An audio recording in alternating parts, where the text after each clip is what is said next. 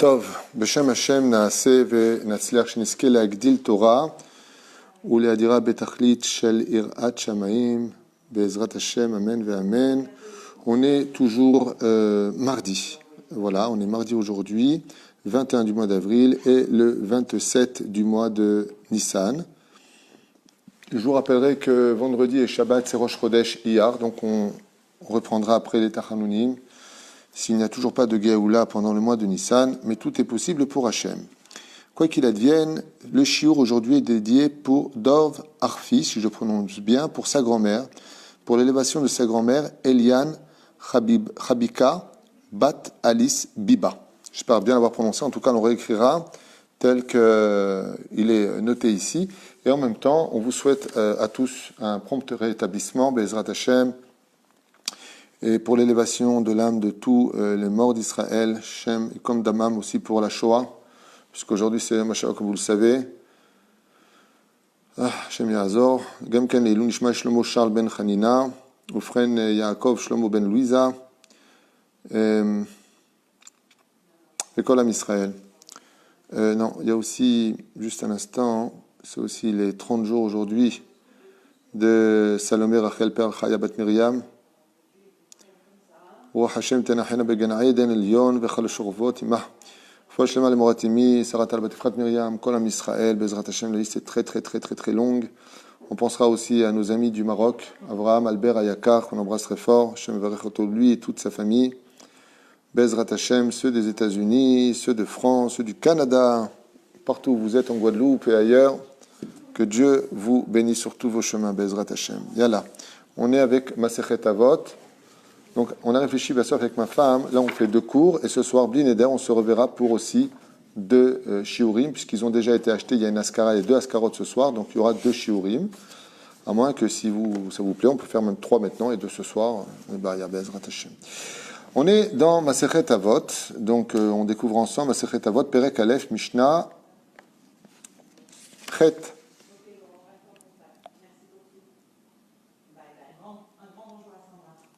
Ok, on va étudier ce que nous enseigne cette Mishnah au nom de Rabbi Yehuda ben Tabai et Shimon ben Shattah. Kiblu mehem. Alors, on avance directement dans le texte. Et voilà ce qu'on va apprendre. Yehoshua ben Perachia, Yehuda ben Tabai et Shimon ben Shattah ont appris de Rabbi Yehoshua ben Perachia ve Nitai Harbeli. Yehuda ben Tabai Omer, il dit comme ça, Yehuda ben Tabai, Al ta'atz atzmach ke'orche adayanin, זאת אומרת, הם למדים את בעל הדין כיצד לטעון. Ne vient pas apprendre aux juges comment juger les choses, comment argumenter. שאסור לדיין לגלות דינו, car un dayan n'a pas le droit de faire savoir son jugement, לאחד מבעלי הדין. Il n'a pas le droit, le dayan, de dire à l'un des 2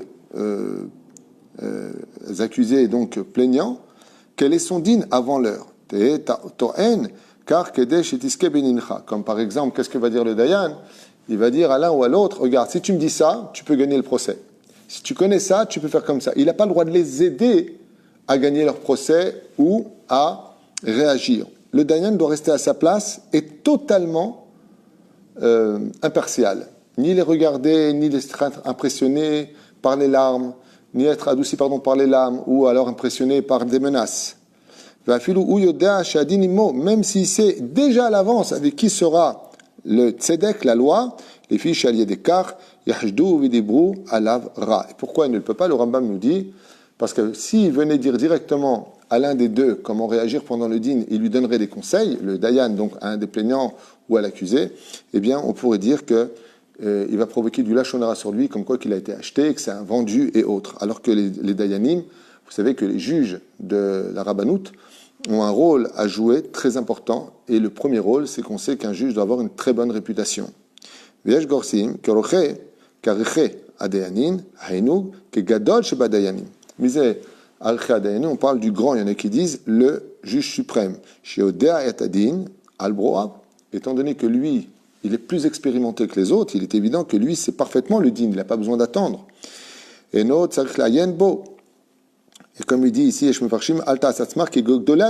en a qui disent, ne cherche pas à toi-même devenir un grand dayan ou un dayan particulièrement. C'est bizarre qu'ils disent une chose pareille. Lechof ba'ale dinam, shavu les din lefanecha. Ah, pour ne pas qu'ils viennent spécialement chez toi. Ça veut dire que la personne, quand je comprends ce qu'il veut dire, la personne, elle veut être un grand dayan, mais le but, c'est que les gens viennent chez lui. Il a une autorité, il a une, comment dire, une prestance comme ça qui veut indiquer que quelque part, venez chez moi, moi je vais vous résoudre des problèmes. Oh, chez Medoubar, Kan, Betalmid, chez Yoshev, Ifne Rabo, ou à l'image aussi, il donne un autre exemple d'un élève qui s'assoit chez son maître, chez Lo Yassé Atzmo, qui est Gdola Dayanim. Et c'est pas parce que ton maître est un grand que toi, tu vas te faire aussi passer pour un dayan. Il faut savoir que d'être dayan, c'est un métier à très haut risque. Les dayanim apportent 3 choses sur terre. Ils apportent le émet, ils apportent le shalom, et ils apportent le din. Ça veut dire la justice. Mais s'ils ne font pas leur travail comme il faut, s'ils se laissent impressionner, ou alors qu'ils se laissent acheter, ou alors qu'ils se laissent influencer, ils apportent la famine, la destruction et l'épée dans le pays, la guerre. C'est-à-dire que tout comme d'un côté, la bracha dans une ville vient par le beddin, on peut, chazve shalom, disent les chachamim, au sens contraire, on le lira plus tard dans Masechet Avot, apporter toutes les catastrophes dans une ville.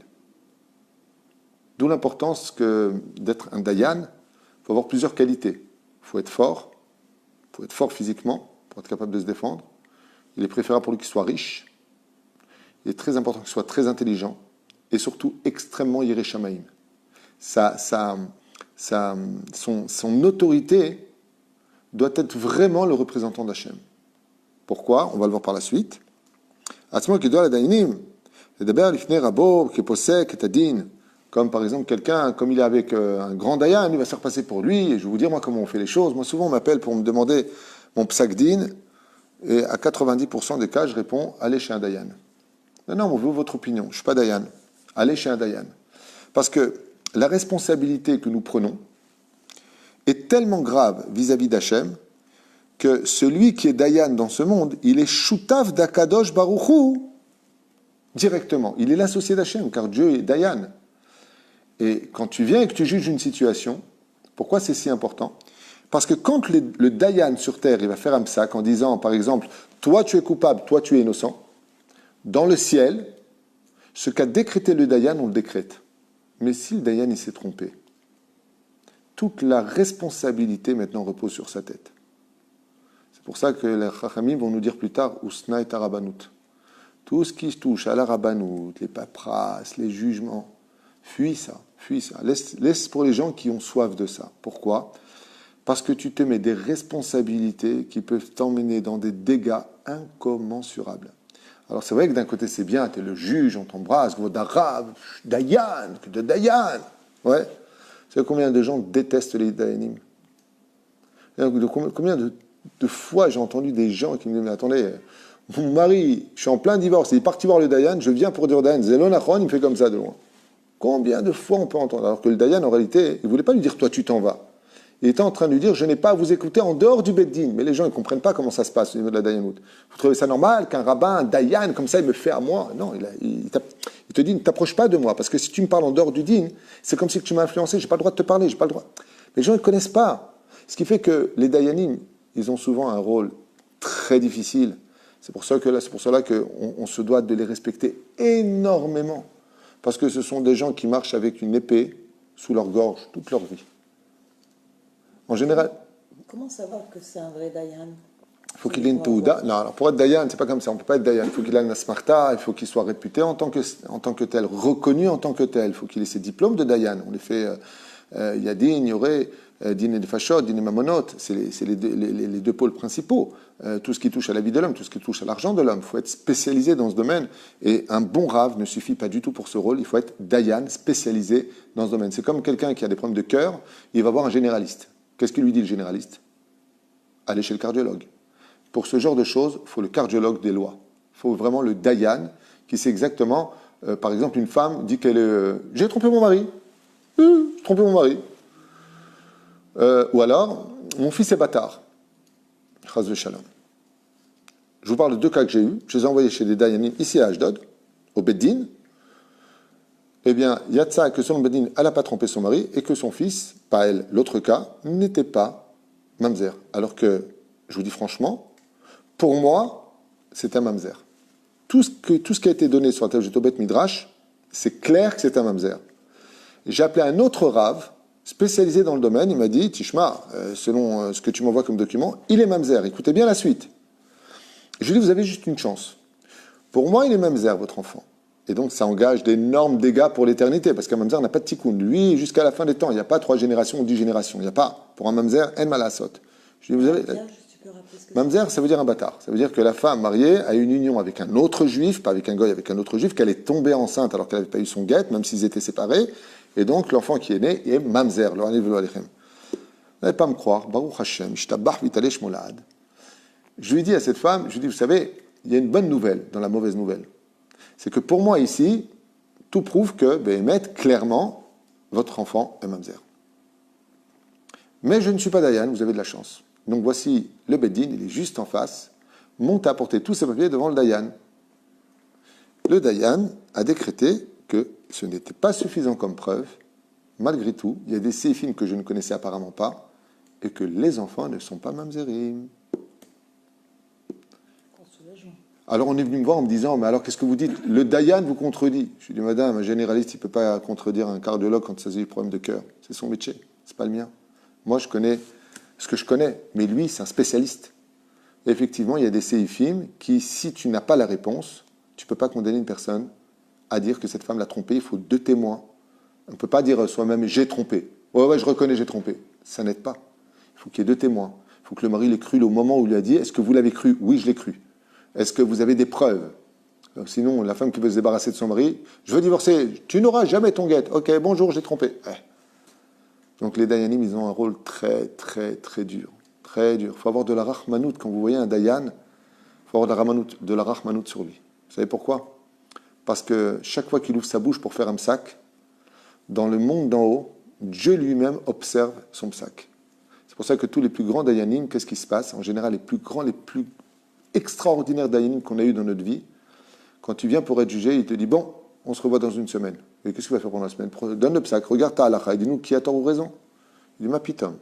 Il faut que je réfléchisse, à tête reposée, que je revoie le dossier, que je réétudie clairement chaque mot qui a été utilisé, à quelle heure ça s'est passé, et comment tu peux dire que c'était à telle heure alors qu'il a signé, il y a marqué ici 10 heures du matin. Donc il y a un problème de édoute dans la phase. Si vous saviez. Mon Rav, le Rav Garbian, Shlita Shebadel Haïm Arukim, il est très fort en Torah. C'est impressionnant combien le Rav Aryeh est fort en Torah grâce à Dieu. Il étudie tout le temps.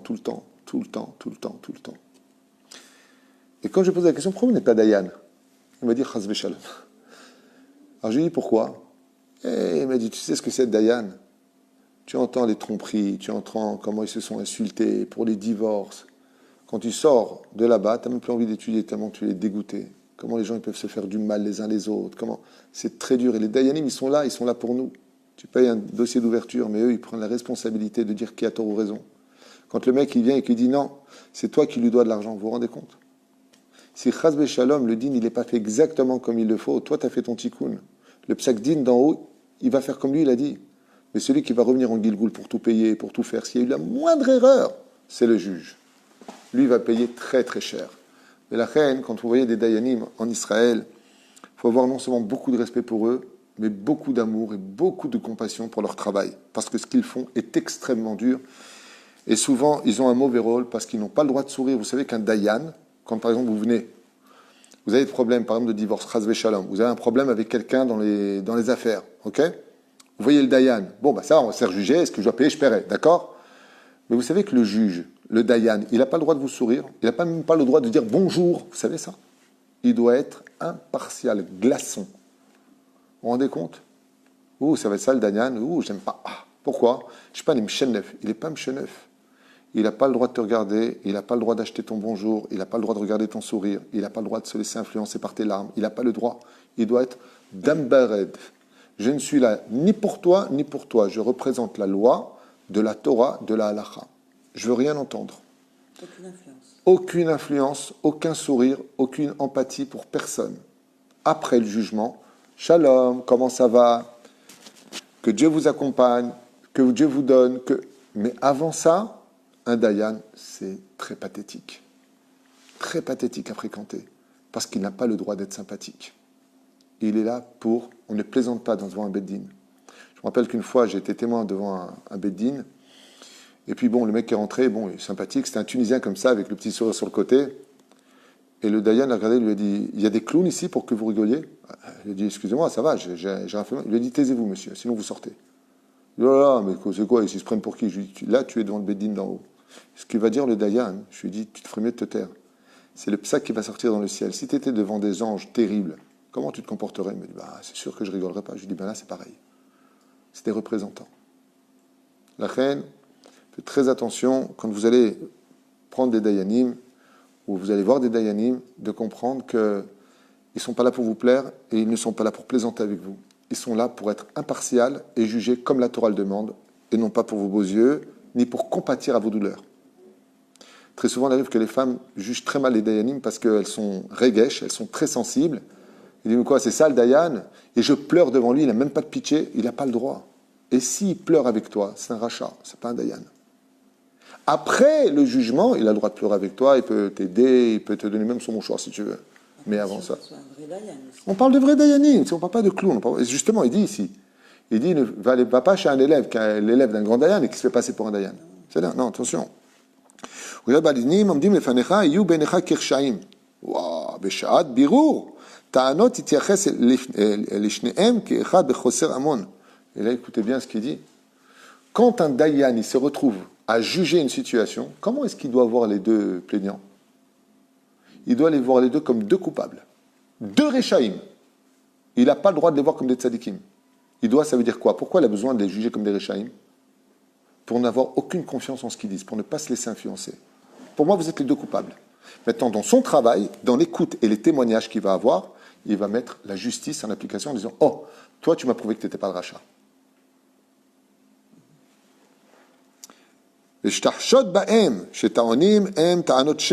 Pourquoi? Parce que les gens, quand ils viennent pour témoigner, ils veulent tirer la ficelle de leur côté. Donc, pour être certain que leur argument, ce n'est pas du mensonge, qu'ils ne jouent pas un rôle, qu'ils ne font pas du théâtre, surtout avec les pervers narcissiques, les acteurs de la vie. Ouais. Qu'est-ce qu'ils savent enrouler? Qu'est-ce qu'ils savent mentir? Qu'est-ce qu'ils savent pleurer? Qu'est-ce qu'ils savent jurer? Ils savent, mais devant un vrai dayan, même les pervers narcissiques n'arrivent pas du tout. Si ce sont de vrais dayanim et de très bons dayanim, ils les regardent comme ça. Top, vous avez fini votre hatsaga, vous avez fini votre plaidoirie à 2 balles, c'est bon, on peut continuer sérieusement l'histoire? C'est ça un vrai dayan. C'est celui qui ne rentre pas dans les vitrines extérieures, les larmes, les cris, les menaces. Celui qui reste à sa place, au-dessus des autres. C'est pour ça que le dayan, il est toujours sur une estrade supérieure, pour dire je te regarde d'en bas. Tu n'arriveras pas jusqu'à moi, ni à me convaincre, ni à faire quoi que ce soit. Tu as dit des choses, montre-les. Prouve-les. Shaliedekach, tarkor otam etev. Car maintenant, en se méfiant d'eux comme deux réchaïm, il est obligé, comme il n'a aucune confiance ni en l'un ni en l'autre, de poser les bonnes questions et d'aller jusqu'au bout. Pourquoi? Jusqu'à obtenir les réponses. Parce qu'il arrive souvent que quand le dayan pose des questions, le manipulateur, qu'est-ce qu'il fait? Il l'emmène dans ses traluides à lui. Ça ne marche pas avec le dayan. Il dit, excusez-moi, je vous ai posé une question. Ça me rappelle quelqu'un qui a eu un procès avec une femme qu'il a accusée d'avoir fait des attouchements. Et j'étais avec eux au Beddin. C'était magnifique de voir le jugement. La femme, elle disait, oui, il m'a touché, il m'a fait. Ben. Alors, celui qui était accusé, il a regardé les dayanim, il a dit, est-ce que je peux parler? Et les dayanim lui ont dit, non, on vous a rien demandé, vous vous taisez. Ben, il dit, excusez-moi, mais on m'accuse faussement, donc chut, on l'écoute. Il a fait ça, il a fait ça. Le dayan qui était présent, c'était Rabbi Ishayahu Cohen. Je ne sais pas s'il est encore vivant, c'était à Paris. Il a posé 3 questions. Il a défait la Chavila en 2 secondes. Il a dit à quelle heure ça s'est passé. Ils n'ont pas été capables de répondre. À quel endroit il a touché le corps de la femme. Je ne sais pas, là ou là, ou... enfin je ne sais pas exactement. Très bien. Avec quelle main, droite ou gauche? J'en sais rien. Il aurait dit jusqu'à quand vous allez mentir? Je ne sais pas à quelle heure. sais pas avec quelle main, tu sais pas à quel endroit elle a touché, donc en fin de compte, il n'y a rien eu. Ben non Il y a le mari qui était présent de la femme qui a dit, mais non, mais je crois que ma femme, elle s'imagine des choses. Alors pourquoi vous avez porté plainte et sali le nom de ce personnage? 3 questions, ils ont reconnu au bout de 5 minutes que c'était un coup monté. Et pourtant, il fallait voir comment le dossier a été monté. Hashem Ishma Uvirachem. Mais les juges, c'était des bons juges. Ils ne sont pas impressionnés ni par le dossier, ni par les larmes de la femme, ni par la prestance du bonhomme. Un monsieur un peu clown comme ça. Tov Hashem Yazor. Shta Amid et Adevarim Alamitutam. Car le but du Dayan, quand il vient juger, c'est de rechercher uniquement le Hémet. Et pour cela, il doit être mamash, suspicieux sur la moindre des paroles. Tout doit être prouvé. Les couleurs, les lieux, les témoignages, les horaires, tout ce que tu dis, la façon dont tu le dis. Et il va être capable de te déstabiliser par des questions qui prouveront si tu as menti ou dit la vérité, définir pour qui est valable le jugement. C'est-à-dire pour qui sera coupable, qui sera innocent. Et quand le jugement sera fini devant toi, écoutez bien la suite comme elle est belle. Une fois que le Dayan il les a accueillis, il les considère les deux comme des Rechaïm. Il n'y a pas, moi, il t'a frappé, il t'a pas frappé. Moi, je ne vous connais pas, j'y étais pas, j'avais pas de caméra. Ok? Il a fait son jugement. Il a bien entendu les choses. Il a entendu la plainte de l'homme, il a entendu la plainte de la femme, il a bien écouté, il prend des témoignages chez la famille. Une fois que c'est fait et que le jugement, Nigmar, lui il est condamné ou elle est condamnée, peu importe.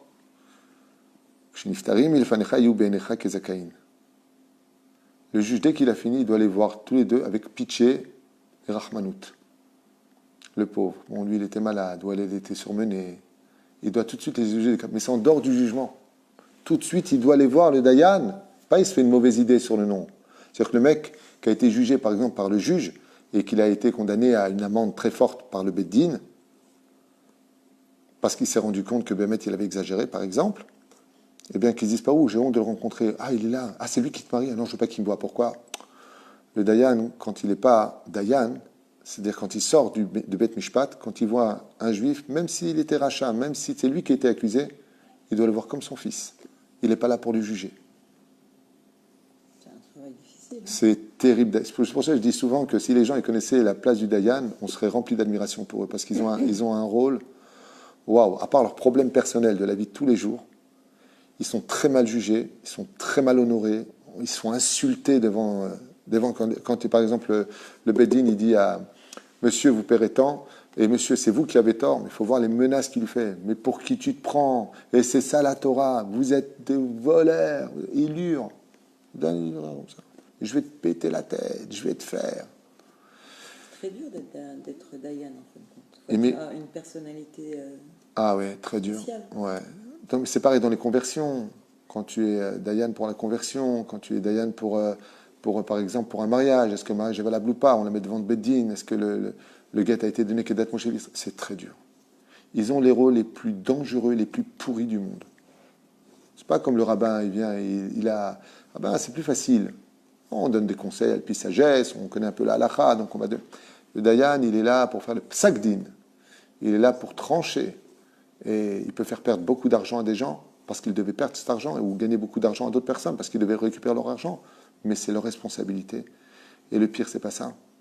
C'est que les Dayanim, ils n'ont pas un ange au-dessus d'eux, ils ont Dieu lui-même. Ils sont regardés à la loupe par Dieu lui-même dans leur façon de juger.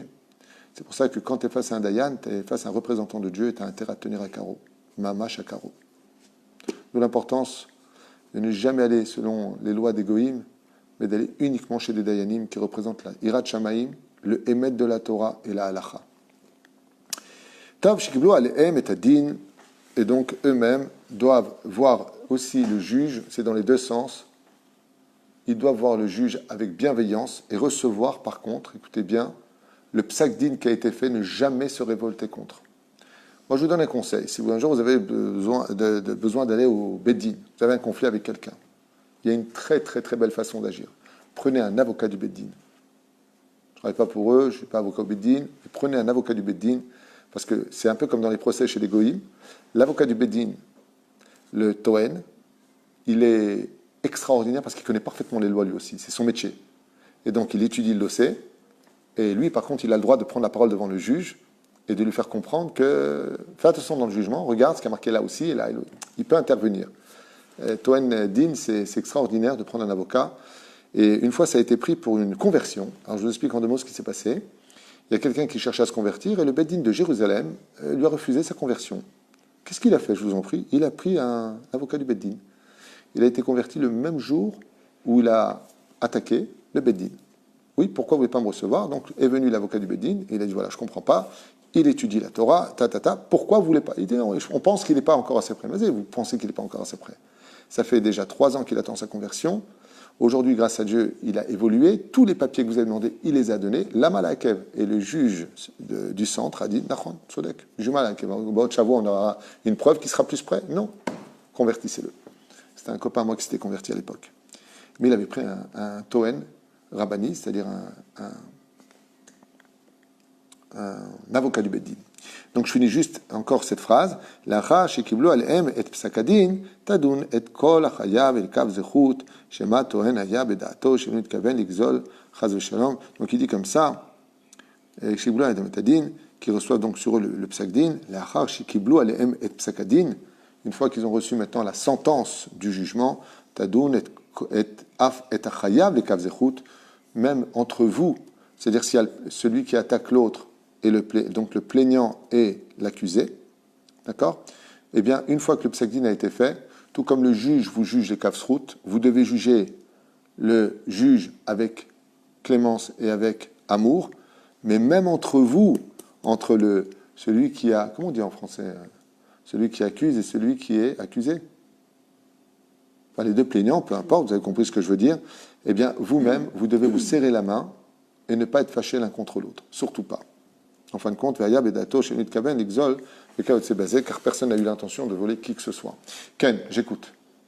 Alors, il y a quelqu'un qui demande, est-ce que les enfants peuvent venir au Beth Din lors d'un divorce? Si le juge le demande, oui. Parce que, par exemple, il va y avoir des témoignages. En général, pour être témoin, un enfant ne peut pas être témoin dans l'absolu. Mais si, par exemple, le juge veut le prendre de côté pour essayer de sonder ce qui a été fait, oui, si le dayan le demande. Mais il n'est pas prudent ni sage de la part des parents pour un Beth Din concernant le divorce de faire mêler les enfants. Parce que les enfants, eux, ils ont le respect du père et de la mère. D'être un enfant, c'est ce qu'il y a de plus dur quand il y a des divorces. Parce que chacun essaie d'acheter le cœur de son fils, alors qu'un enfant, il n'a pas demandé le divorce, il n'a pas demandé à naître dans cette famille, il a besoin de son père et de sa mère, et que la séparation, c'est déjà horrible. Mais en plus, quand la mère ou le père, il demande à l'enfant de témoigner en sa faveur, c'est-à-dire de se mettre contre l'un des 2 parents, c'est l'équivalent de jeter son fils en plein océan. Pour lui, c'est un guéhinam à vivre, parce que même si son père est un pourri ou sa mère est une pourrie, ça reste sa mère et ça reste son père, il ne faut pas le mêler à ça.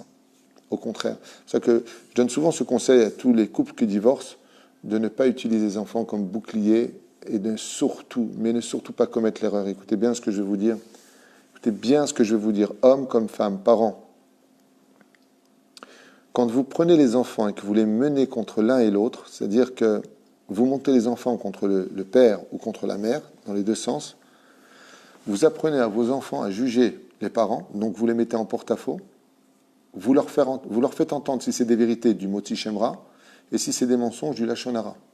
C'est-à-dire vous avez pourri vos enfants dans le olam hazé et dans le olam haba. Ne mêlez pas les enfants au conflit et au divorce. Ne vous en servez pas en disant ton père c'est un pourri, ta mère c'est une prostituée. Pas de choses comme ça dans vos bouches pour les enfants. Parce qu'un enfant, pour qu'il conduise sa vie à bien, pour qu'il équilibre sa vie à bien, il a besoin au moins d'une base, c'est de savoir que ses parents, ok, ils ne se sont pas entendus, mais que c'est des gens bien. Mais quand l'un fait un travail de destruction sur l'autre, eh bien l'enfant est entre le marteau et l'enclume, et vous allez être vachement déçu du travail. Vous savez pourquoi? Je vais vous dire pourquoi. Parce qu'il arrive des fois, je prends un exemple de ce sens, mais ça peut être dans l'autre. Il arrive que la mère a voulu, pour X raison, se venger de son mari. Elle monte les enfants contre le mari, et ça peut être le contraire. Ne dit pas pourquoi pas le mari. Ok, le mari vis-à-vis de la femme, c'est la même chose. Et pendant des années, vous allez vous donner à fond pour votre enfant. Seulement, il y a un truc. Il y a un gène qui circule dans le sang de l'enfant. Et puis, par exemple, je prends le cas du père qui a gardé les enfants, la mère, c'était une pourriture, ce que vous voulez, ou le contraire. Alors, la mère, c'est une déquête, le père, un pourri, tout ce que tu veux. Et pendant 10 ans, vous avez tout donné à votre enfant. D'un coup, le père, il réapparaît, monsieur. En plus, il réapparaît, ou la mère réapparaît. Tiens, d'un coup, elle a fini de faire le tour du monde, ok? En un seul coup de téléphone, ils peuvent prendre l'enfant. Parce qu'on a toujours besoin d'aller chercher sa propre vérité quand on commence à grandir en tant qu'enfant. Et tout le travail que vous allez faire, ben, il va se traduire par une terrible claque. Parce que non seulement c'est vous qui allez l'élever, c'est vous qui allez tout lui donner, et c'est l'autre qui va récupérer tous les fruits. La reine, Bezrat Hashem, si par exemple il s'agit de cas de maladie psychologique, et qu'il y a un divorce, et qu'on sait que l'autre il est dangereux, comme ce toujours fameux pervers narcissique. Mais quand on étudie le pervers narcissique depuis 20 ans, on a le droit de sonner la sonnette d'alarme.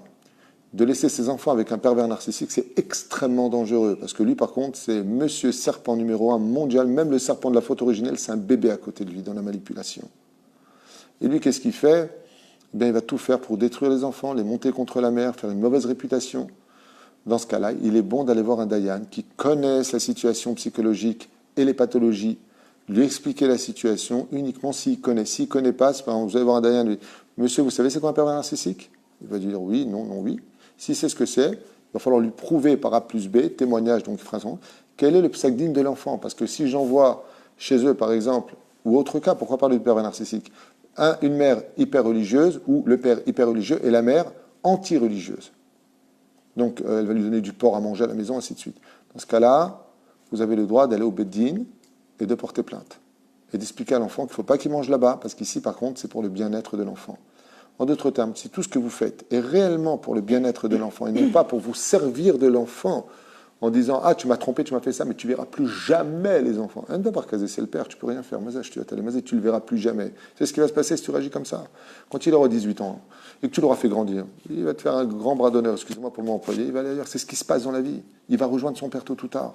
Parce que son père, lui, il va lui envoyer de l'enveloppe, il va lui acheter une petite voiture, lui payer son permis. Ce que toi, tu ne pourras pas faire. Bah, sauf que tu sors perdant. La reine, mets-toi toujours du côté d'Hachem. Quand il y a un procès, quand il y a quoi que ce soit, arrange-toi à l'amiable, parle pas, aie confiance en Dieu. Car même si la gentillesse est prise pour de la faiblesse, tu oublies juste un détail. Dieu, c'est toute la vérité, et bah, sauf, c'est toi qui gagneras. Parce que la vérité sort tôt ou tard un jour. Il n'y a pas besoin de des fois courir pour la montrer, la vérité. Elle explose au visage des gens. Une femme demande, il y a 10 ans, son mari a donné le pouvoir au rabbin de la divorcer. Donc, ils ont eu une cérémonie avec ce qu'elle devait dire sans le mari n'était pas là. Ça s'appelle shelouar. Ça veut dire qu'il y a un shaliach qui est venu apporter le guet. On peut l'utiliser. Alors, elle n'a pas reçu de guet. Elle n'a pas reçu de papier du tout. Ils lui ont rien donné. Elle a juste fait la cérémonie. Comment elle peut... Ça, c'est pas aussi aux États-Unis en général, ce genre de choses? En France, c'est pas comme ça. Ok. Il faut qu'elle aille là où... D'abord, est-ce que c'est pas un coup monté? Il s'agit de vrais rabbinim. Ça aussi, c'est encore une question. Parce qu'aux États-Unis, par exemple, tout s'achète avec l'argent. Et pourquoi je vous parle des États-Unis? Parce qu'il y a plein d'histoires comme ça où il y a des mecs qui ont pris des religieux, leur ont donné $5,000. Tiens, va voir ma femme, fais lui signer un guet. Le mec, il ne connaît rien, il a fait un guet qui n'est pas valable. Faire attention à tout ça. C'est pour ça que je vous pose des questions. Il est impératif pour une femme qui a donc signé par un chaliar son guet. On peut faire ça. C'est-à-dire que le bédine fait signer le mari. Il y a 2 témoins. Comme quoi que lui signe le guet et la femme reçoit son guet. Donc madame, vous devez recevoir votre guet, à vous d'aller le chercher. De qui plus est, sans ce guet-là, vous ne pouvez pas vous marier en général. Vous ne pouvez pas se remarier parce que la première, mais même si à 100 ans, la première chose que demande le Beddin, ok, quand tu viens pour marier, tu ouvres un dossier à la Rabbanout, on est bien d'accord, ben, il va te demander, ok, vous avez divorcé, où est le guet? Il faut impérativement le guet pour être certain que d'abord vous avez un papier officiel dans les mains pour vous, pour votre conscience, parce qu'imaginez que c'est faux. Alors non seulement le mec qui s'est barré, il vous envoie quelqu'un, on ne sait pas qui c'est. Elle va au consistoire demander. Mais en plus ça, vous connaissez un homme, vous avez un coup de faiblesse, vous allez avec lui, vous avez tout perdu. Vous êtes une femme, encore mariée à un mec, alors vous pensiez que... Un truc de malade. Il faut faire très attention à ça. Le mariage, c'est quelque chose de sacré. Et il faut vraiment, vraiment faire attention. Donc on peut, oui, divorcer avec un chaliar, c'est-à-dire envoyer quelqu'un sans avoir le mari pour autant. Il a signé le guet, mais normalement, vous auriez dû recevoir votre guet ou vous êtes en droit d'exiger votre guet chez vous. Et je vous conseille de l'avoir. Okay. Est-ce qu'il existe des avocats du Beddin en France? Oui, je pense que oui. Ou même, vous pouvez aller voir votre rabbin de communauté, lui demander s'il accepterait de vous représenter vis-à-vis de la halakha. On n'est pas besoin d'être... c'est mieux d'avoir un avocat du Beddin, c'est des spécialistes. Alors, ils sont toute la journée assis dans les halakhot, justement, Choshen Mishpat, Dine Mamonot, Dine Nefashot, c'est des spécialistes du domaine, ou même des spécialistes du divorce. Mais alors dans ce cas-là, Alpi Halacha. D'accord? Donc vraiment, toujours Alpi Halacha, même une personne qui divorce prend un Toen Rabbani, ça veut dire un avocat du Beddin, pour le représenter, pour faire le schème, par exemple, Shalom, et c'est ce qu'il y a de mieux à faire. Comme j'ai parlé ce matin avec un très bon ami qui a un problème avec une autre personne, l'id pas cher, c'est la meilleure solution. Rabbi Nachman, il dit, réfléchis bien avant d'aller au Beddin, le mieux c'est de t'arranger avec la personne. La reine Bezrat Hashem, ne soyez pas ni trop gourmand, ni trop perdant. Soyez au milieu de chaque chose, et Bezrat Hashem, pour le Shalom, vous aurez gagné beaucoup plus de bracha dans ce que vous allez avoir dans les mains que dans la guerre, avec beaucoup plus. On entend beaucoup ces derniers temps, à cause du confinement justement, des couples qui explosent, des maris qui frappent leurs femmes. Énormément voilà. Oui. Et aussi des femmes qui frappent les maris. Hein. Aussi. Est-ce qu'on doit aller au Beddin pour ça, ou porter plainte à la police? Alors, Bevadaï, qu'à partir du moment où il y a main levée, et peu importe d'où ça vient, Bevadaï, qu'il y a un danger. Il y a un danger parce qu'on peut créer de grands dégâts psychologiques. En Israël, c'est pas comme en France. En Israël, c'est comme aux États-Unis. Faites très attention à cela, parce que lever la main en Israël est passible de prison immédiatement. Ça peut aller très très loin, jusqu'à 2 ans de prison. Les lois sont plus pour les femmes que pour les hommes ici. C'est le système américain. Donc d'abord et avant tout, il faut savoir qu'on n'a pas le droit de... En France aussi, ça devient comme ça. Je ne sais pas en France. En France, il y a plein de gens qui frappent leurs femmes, il ne se passe rien du tout, et la police ne se mêle pas. Oui, il se mêle. C'est pas, ici, c'est pris très au sérieux. C'est un seul coup de téléphone en disant « Mon mari m'a menacé, il n'a pas levé la main ». La police, en 5 minutes à la montre, elle arrive sur place. Le mec, il est éloigné de la maison pendant 2 semaines, voire 1 mois, même 3 mois. Et il dort dans sa voiture, il dort dehors. Même si c'est pas vrai. Pire, même si la maison, elle appartient au mari. C'est-à-dire que c'est lui qui a acheté la maison. Il a connu sa femme après. La femme, elle est dedans avec les enfants. C'est le mari qui sort. C'est très injuste. Et quelque part, c'est juste. Parce qu'on dit, alors, qu'est-ce que la femme, elle dehors? Faites très attention. Deuxièmement, dans le ciel, un homme qui frappe sa femme, il est carrette. Dieu, s'il y a une chose qu'il déteste au monde, ce sont les gens qui se permettent de lever la main. On n'a pas le droit de lever la main sur sa femme. Une femme qui lève la main sur son mari, c'est ce qu'il y a pour moi de plus abject au monde. C'est ce qu'il y a de plus humiliant, de plus Hashem Ishmor Virachem. Hashem Ishmor Virachem, qu'une femme en vienne à lever les mains sur son mari, c'est waouh, Hashem Ishmor. Donc voilà, le mieux c'est de se calmer. Et Bevadaï que si une femme, maintenant encore une fois, vous savez, j'ai souvent cette question qui m'est posée au téléphone. Mon mari a levé la main sur moi. Je lui dis, OK, qu'est-ce qu'il vous a fait? Eh bien, il a essayé de m'étrangler. Je lui dis, où? Je vais rigoler. Au poignet. Alors, il m'a serré le poignet très fortement. Après, il a essayé de m'étrangler. Je lui dis, alors, c'est pas, il vous a étranglé. Est-ce que c'est la première fois? Et la personne me dit, non. Il y a déjà 15 ans, il a levé la main sur moi et il m'a poussé la tête contre le mur. Je lui ai dit, en 15 ans, il ne s'est rien passé? Il m'a dit non, ça a été plus ou moins. Je lui ai dit, OK, il n'y a pas besoin de porter plainte à la police, mais mettez-le en garde. Que la prochaine fois, s'il fait une chose pareille, vous êtes en droit d'appeler la police. Pourquoi? Parce que, surtout en Israël, il y a énormément de cas. Pour regarder aux informations sur Internet, il y a eu énormément de cas pour un pays de 8 millions d'habitants de coups et blessures violentes jusqu'à la mort. Coups de couteau et autres. Femmes jetées par la fenêtre. Et là, à cause du confinement, j'ai jamais eu autant de coups de téléphone sur les violences conjugales. Et ce qui me fait un peu sourire, c'est que j'ai des mecs qui m'appellent en me disant, voilà, Rav Tutu, qu'est-ce que je dois faire? Ma femme, elle lève la main sur moi maintenant, elle n'en peut plus, qu'est-ce que je fais? Ça me démonte d'entendre des choses pareilles, qu'une femme lève la main sur un homme, waouh, comment on peut en arriver là? C'est des choses que j'ai du mal à imaginer. Qu'un homme lève la main sur sa femme, pour moi, c'est un lâche. Zélo, il a fait, c'est inadmissible, c'est pas acceptable en tout cas. Mais, Zamatsav. Donc, qu'est-ce qu'on fait dans ce cas-là? S'il y a danger, si la femme se sent réellement en danger, eh bien, elle est en droit d'aller à la police. Ce n'est pas de l'al-shana, ce n'est pas du rapportage. Elle est en droit d'aller à la police et de porter plainte. Et elle est en droit aussi d'appeler le Beddin et de convoquer son mari au Beddin pour coups et blessures. Dans ce cas-là, Bevadaï Sheken. Mais faites très attention, parce que si vous faites la démarche sur un coup de nerf, d'appeler la police, alors que vous sachiez que s'il y a une plainte de la femme sur le mari, à vie, pas pour 1 mois, pas pour 1 an, à vie, il y a un dossier judiciaire qui s'est ouvert pour le mari.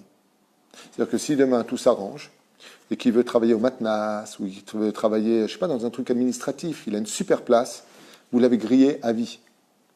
Parce que si tu as le moindre dossier ouvert à la police, tout ce qui est administratif, toutes les meilleures places que tu puisses trouver, ben la personne ne peut plus les prendre. De l'autre côté, s'il est violent... De l'autre côté, s'il est violent, ben, vous avez le devoir de vous protéger, c'est pikuach nefesh. Celui qui se lève pour te tuer, tu as le droit de te lever avant. Mais réfléchissez bien avant, et c'est pour ça que je demande toujours la chose. Si c'est quelqu'un à qui c'est arrivé une fois, je ne justifie pas, je ne dis pas que parce qu'il n'avait jamais fait avant, il avait le droit de le faire maintenant. Ce n'est pas ce que je dis. Mais il faut réfléchir un petit peu, dans le sens où dans la vie, tout s'arrange malgré tout. Ce qui fait que si, Khalila vechas, eh bien, un mari a levé la main sur sa femme. On va prendre le cas du mari qui lève la main sur sa femme et qu'il n'a jamais fait de sa vie. C'est à cause du confinement, parce qu'il est... ça ne justifie pas, mais ça lui est sorti. Il a mis une claque. Chaz le shalom. Azvadaï que l'Okedaï d'appeler la police pour ce genre de choses, mais par contre, la femme a d'autres moyens de faire payer violemment son mari si elle veut se venger de lui, ce genre de choses. Vadaï que je suis certain que s'il n'a jamais fait, il viendra faire ses excuses et il ne le refera plus. Mais par contre, si c'est un récidiviste qui se permet, tu m'as pas écouté, tac, tu fais pas tac, et je fais ce que je veux, tac, eh bien qu'il aille faire tac en prison, parce que pour moi, Zegam Magialo Begadol. On n'a pas le droit de lever la main sur quiconque, et n'oubliez pas un détail, si la Torah nous punit violemment, si on fait du mal à un étranger, à plus forte raison, à ceux à qui on doit tout, comme son mari, sa femme, ses enfants, nos parents.